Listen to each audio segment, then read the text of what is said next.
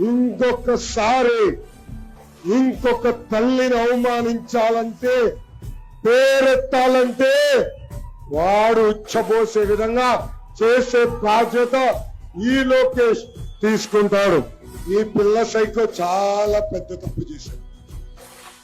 దేవాలయం లాంటి Gannavaram Telugu Desam party office పై దాడి చేశాడు.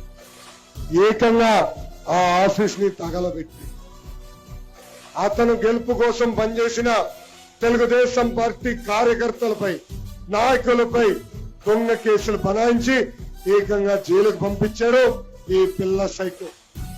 ఆ పిల్ల సైకోకి భయం పరిచయం చేసే బాధ్యత ఈ లోకేష్ తీసుకుంటాడని గన్నవరం కార్యకర్తలకి నేను హామీ ఇస్తున్నా. ఇంకొకసారి ఇంకొక తల్లిని అవమానించాలంటే, పేరెత్తాలంటే వాడు ఉచ్చబోసే విధంగా చేసే బాధ్యత ఈ లోకేష్ తీసుకుంటాడు. ఈ పిల్ల సైకో చాలా పెద్ద తప్పు చేశాడు.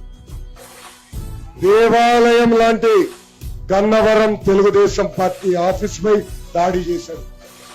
ఏకంగా ఆ ఆఫీస్ ని తగలబెట్టి అతను గెలుపు కోసం పనిచేసిన తెలుగుదేశం పార్టీ కార్యకర్తలపై, నాయకులపై దొంగ కేసులు బనాయించి ఏకంగా జైలుకు పంపించాడు ఈ పిల్ల సైకో.